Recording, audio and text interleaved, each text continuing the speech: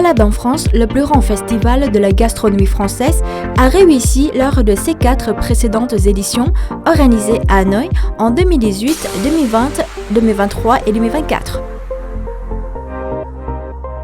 L'an dernier, il a attiré près de 400 000 visiteurs autour de la gastronomie française, le spectacle et les Jeux olympiques et paralympiques de Paris, alors que la course de la francophonie, combinée avec un salon de l'orientation francophone, a réuni 1800 participants et plus de 2000 visiteurs. Fort de ces succès et dans le but d'amplifier leur rayonnement, ces deux événements fusionnent en un festival unique, Balade en France et en francophonie, qui se tiendra du vendredi 28 au dimanche 30 mars 2025 au Parc Thongnyon, promettant de créer un espace majeur pour les francophones et francophiles à Hanoï.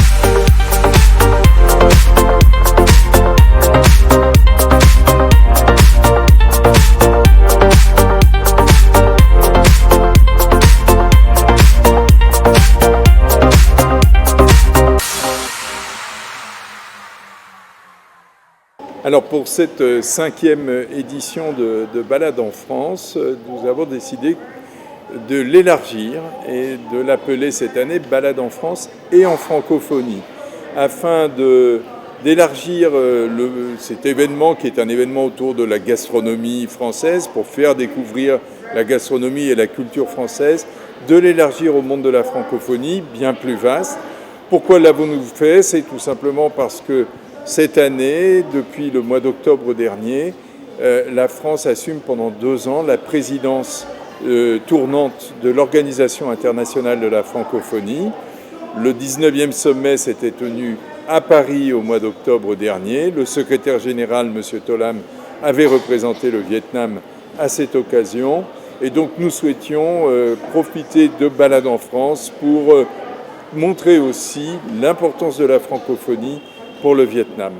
Alors la traduction concrète, c'est que à tous les stands qui existaient déjà les années précédentes, des stands gastronomiques, des stands culturels, de présentation de différentes associations, d'ambassades, eh bien, s'ajouteront des stands d'ambassades de pays francophones et puis également une course de la francophonie.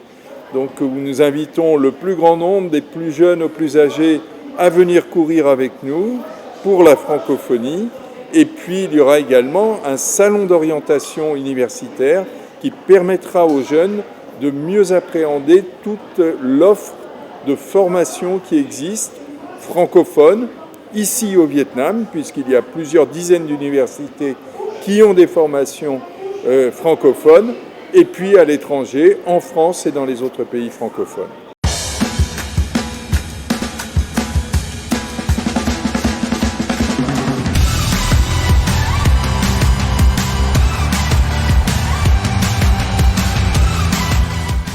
Balade en France est devenue depuis maintenant 5 ans un grand événement populaire. 400 000 visiteurs l'an dernier, ils ne sont pas tous francophones, ils ne connaissent pas tous la France, mais c'est l'occasion pour eux de venir découvrir ce que la France peut leur offrir pour eux-mêmes en termes de plaisir culinaire, gastronomique, en termes de curiosité culturelle, et puis ce que la France et la francophonie peuvent offrir à leurs enfants dans leur recherche de formation de très grande qualité. Et nous savons qu'aujourd'hui, la formation est l'un des domaines prioritaires pour le Vietnam pour continuer son développement à ce rythme très rapide. Il est important que les jeunes Vietnamiens aient une claire vision de ce qu'ils peuvent obtenir dans le monde francophone pour garantir des très bonnes études et une très bonne intégration professionnelle. Et donc si cette balade en France et en francophonie permet au plus grand nombre de venir trouver de l'information et de l'envie de venir dans nos pays, nous en serons ravis. Balade en France va être l'occasion notamment pour les écoles vietnamiennes qui enseignent le français d'être présentes avec des stands, pour les universités, les 13 ou 14 universités de Hanoï qui font partie de l'agence universitaire de la francophonie, d'être présentes, d'expliquer quel genre de programmes elles peuvent proposer à leurs étudiants, Et puis également, dans le salon de l'orientation francophone qui sera organisé le dimanche, ce sera une occasion pour les étudiants de mieux connaître les possibilités d'étudier en français ou avec le français au Vietnam ou hors du Vietnam.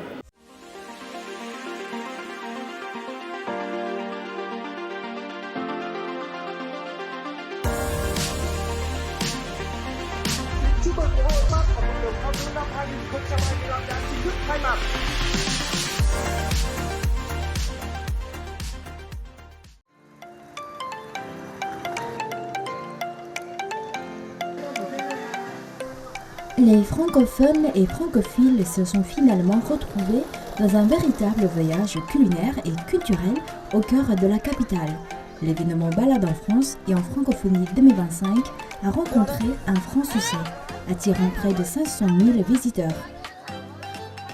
Ces derniers ont pu découvrir les richesses du patrimoine agricole et culinaire français tout en s'immergeant dans l'ambiance festive et chaleureuse de la francophonie. Réunissant environ 80 stands, dont plus de 40 dédiés à la gastronomie sous la bannière Taste France, le festival ne se contentait pas seulement de mettre en lumière la richesse de la cuisine française à travers chaque plat, mais célébrait aussi la diversité des ingrédients quotidiens liés aux spécialités régionales.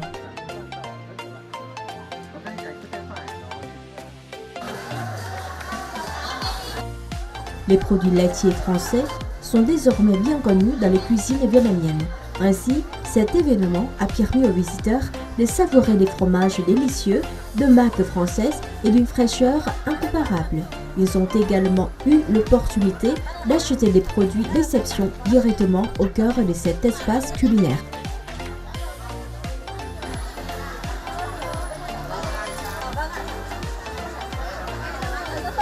Cette année, les pommes cantines célèbrent la 3e participation à Balade en France. Selon les importateurs, cette variété de pommes cultivée en France se distingue par sa saveur exquise, croquante et juteuse, qui a rapidement séduit de nombreux visiteurs venus la goûter et l'acheter.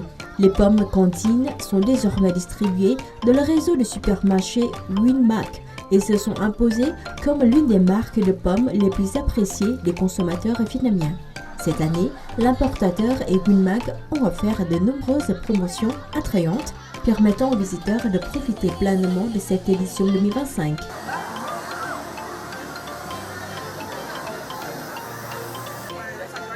Dans cet espace culinaire unique, il serait impensable de ne pas se laisser envoûter par les arômes sucrés et délicieux des stands dédiés aux pâtisseries emblématiques de la France.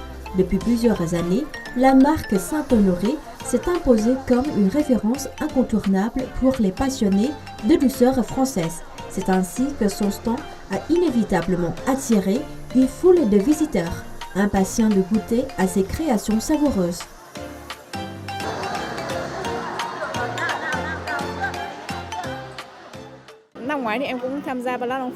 L'année dernière, j'ai eu le plaisir de visiter et de découvrir Balade en France. Le programme de cette année semble avoir attiré encore plus de visiteurs. J'ai été particulièrement séduite et envoûtée par les délicieuses pâtisseries françaises. Ainsi, j'ai décidé de goûter à tous les stands de pâtisserie.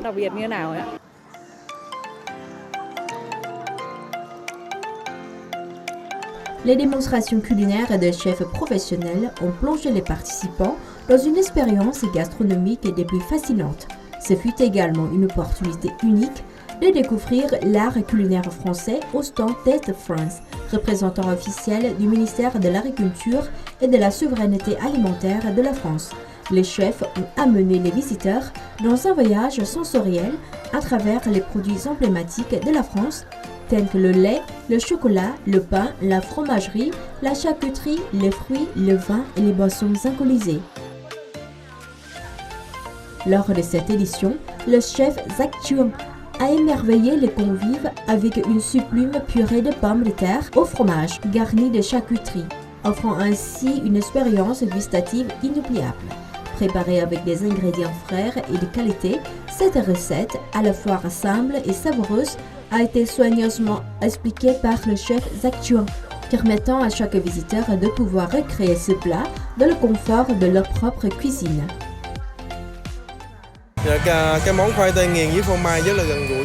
La purée de pommes de terre au fromage est un plat très apprécié des Français.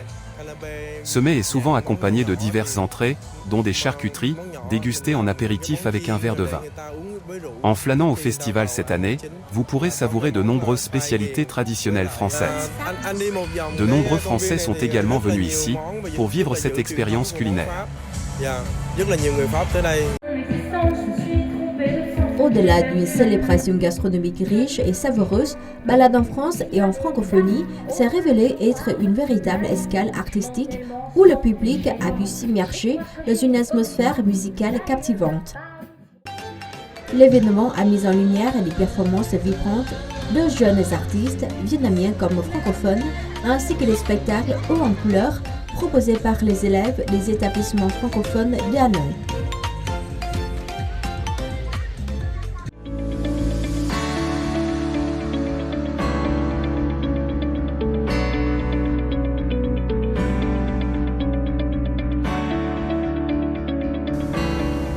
L'édition de cette année s'est brillamment démarquée des précédentes par son envergure élargie, embrassant l'ensemble de la communauté francophone. Dans l'écran de verdure du Parc Thông Nhất, la troisième édition de la course francophone a rassemblé plus de 2000 coureurs de tous âges dans une ambiance conviviale et festive.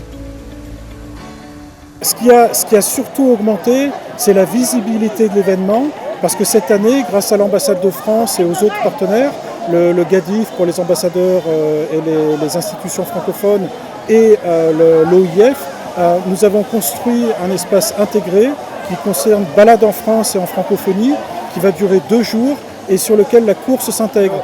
Ici, c'est une course qui finalement est très familiale, qui regroupe toutes les générations, qui fait des ponts finalement entre les personnes.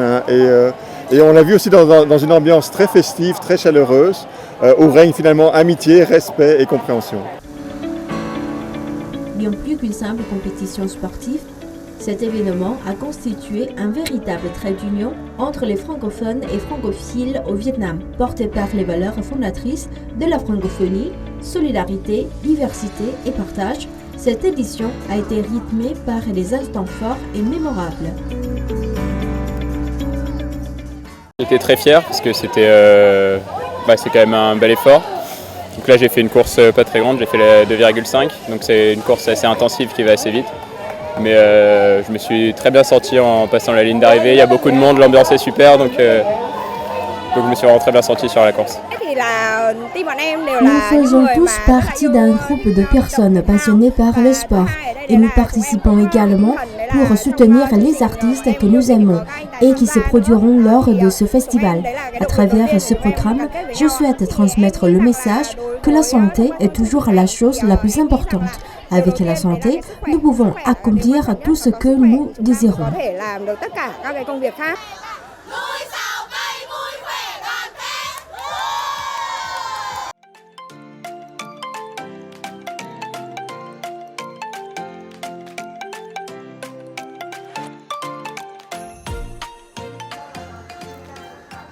En particulier, les stands animés d'une quinzaine d'universités aux côtés de nombreuses institutions et organisations francophones ont connu une affluence remarquable au sein de l'espace festif.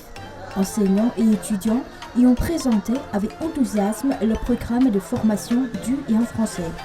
Un salon d'orientation francophone a également été organisé avec la présence d'une vingtaine d'entreprises, offrant aux étudiants une occasion précieuse d'échanger directement avec des représentants d'entreprises francophones et d'envisager leur avenir professionnel dans un contexte international. En fait, l'objectif, c'est avant tout de faire prendre conscience aux gens que ces opportunités existent. Parce que malheureusement, quand on pense à la langue française, on ne voit pas toujours les aspects très concrets d'employabilité, d'accès à l'emploi, tout ce qu'on peut faire grâce à la langue française. On reste très souvent sur des images un peu romantiques, alors c'est très bien, mais de langue de la culture, de sonorité, des qualités qui sont véritablement intéressantes, mais qui ne représentent pas la réalité du français aujourd'hui, au XXIe siècle. En tout cas, moi, je trouve ça intéressant, vraiment intéressant. Jamais participé, c'est la première fois, mais j'ai trouvé ça intéressant. Il y a de l'ambiance un peu partout, on s'amuse. Et puis, ça m'a aussi permis de voir qu'il y avait aussi d'autres universités ou institutions qui étaient de même que mon institution. Pour sa 5e édition, Balade en France et en francophonie s'est arrondi tant en envergure qu'en thématique, portant un message fort en faveur de la diversité et de l'échange interculturel entre les pays francophones. Cet événement vise à renforcer les liens d'amitié et à promouvoir un esprit de solidarité au sein de la francophonie, en particulier de la communauté francophone du Vietnam. Un dernier salut à cette édition 2025. Rendez-vous très bientôt pour une prochaine édition plus grandiose, plus vibrante et plus explosive encore.